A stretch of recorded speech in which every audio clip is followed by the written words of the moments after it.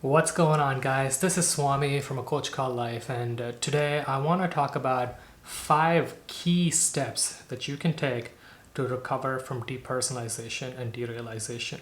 These 5 steps are essential. They are key to recovering from depersonalization or derealization. If followed, these steps add up. They compound your chances of recovering from depersonalization or derealization. And also be sure to watch till the end, because if you want to recover fully and completely from DPDR, watch till the end of the video, learn about all of these 5 different steps. So let's get on with it. The first step is self-assurance. What does that mean? A lot of people, when they first become depersonalized, are completely thrown into chaos world. They think something is drastically wrong with them. People think they're going to go insane, and people start to panic, and people start to get into this worrying phase. So the step that you need to follow first is to self-assure yourself.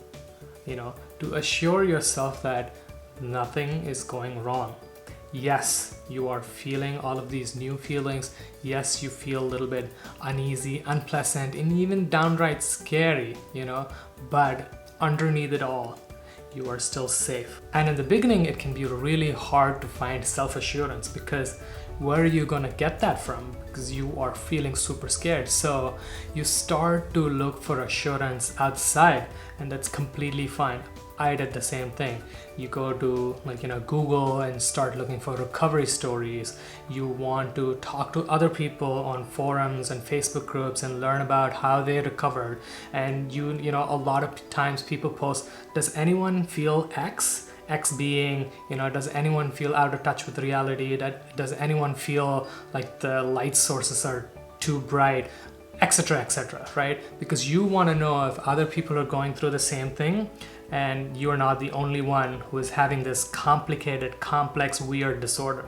And that's fine, but as you move on, you want to be able to cultivate that assurance from the inside. Every time you start freaking out because you feel depersonalized or derealized, you want to be able to assure yourself that, hey, you know what? I am freaking out, this is kind of scary, but underneath it all, I am fine. Also, educate yourself about depersonalization and derealization. Read from reputable sources and learn about the mechanism of depersonalization. I have so many videos that talk about this. Go be sure to watch them and learn about what is going on really within your body and within your biology, what's happening with your nervous system, because all of this information is going to assure you. It's going to tell you depersonalization is a normal protective mechanism that you're experiencing. There's nothing wrong with you. You're not going insane. You haven't permanently damaged anything. So learn about all of those aspects of depersonalization. If you're finding it hard to find credible information, and this is a shameless plug, I just released a video course that will help you get through depersonalization and derealization. And I talk about all of these things. I talk about the role of your nervous system, your biology, and I lay the foundation for your understanding. Because once you understand what's going on with you, you will be able to self-assure yourself. You wouldn't be looking for assurance from outside. And once again, it's okay to do that initially. It's okay to read recovery stories. It's okay to talk to other people and just get this assurance that you're fine. But as you go along, you want to cultivate that from the inside. The second step that I would advise you to follow is build some sort of routine in your life. Without structure in your life's gonna wither away, and you're already in chaos world. That's what I call depersonalization. You're already you're completely thrown off your regular understanding of reality, your regular experience of reality and self. So why do you want to complicate that? Why not give your life some structure? And I found that routines give structure and foundation to my life. So I would advise you to first start with your sleep. Try getting out of bed early. I try to get out of bed as the sun rises, and it really helps me. And once I start doing it, my body automatically wakes me up. I don't even reach for the alarm anymore. My body automatically wakes me up at like around 6:30, 6:45. For you, it might be different. And also go to bed at a reasonable time. Don't stay up late watching videos or being on your phone. Try to get at least 7 to 8 hours of sleep every day. And here's the part I don't think you want to hear. You got to have an exercise routine. It's hard, I've been there. I didn't want to exercise every day or every other day even, but you got to start somewhere.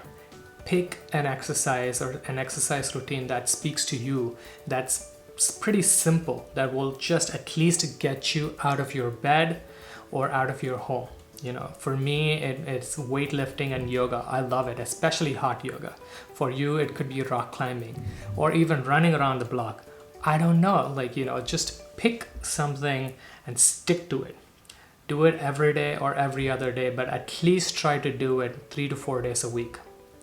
And if possible, find hobbies that you can invest time into, because hobbies get you in a state of flow.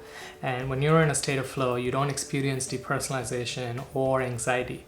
Flow states are the opposite of anxiety states. So maybe, it's time to look into what you've been always wanting to do. If it's playing your guitar or if it's gardening, find something and commit to it. Number 3 is changing your relationship to depersonalization.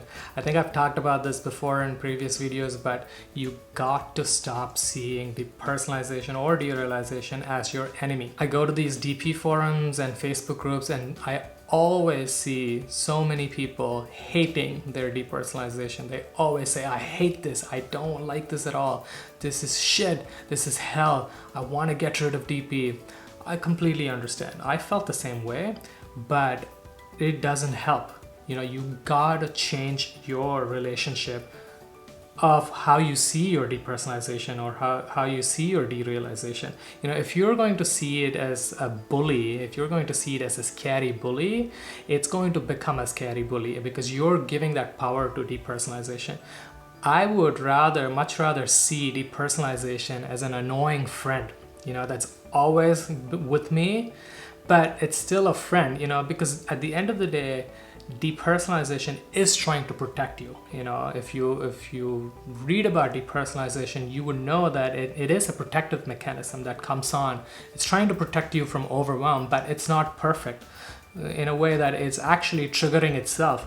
So DP is kind of a protective friend, but it can be annoying and unpleasant. So the moment I started seeing depersonalization as this annoying friend rather than a scary monster or a bully, it made me be at peace with it. It was still unpleasant, but I didn't have to freak out every time I became depersonalized or derealized. 4, stop caring about depersonalization. That is the crux of it all. At the end of the day, you put a lot of time and energy into managing your depersonalization or derealization. You are trying to alter your whole life around this illness. You stop going out, or you stop talking to friends, or you stop even going to work because of depersonalization. And you can see how much power you are giving to this illness because of that.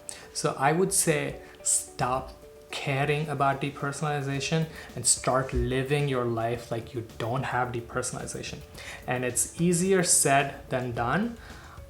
I will be the first to accept it, but if you follow the first 3 steps, this is going to automatically start happening. You're going to automatically stop seeing depersonalization as a bully, and you're going to see it as an annoying friend, and you're going to just stop caring about it.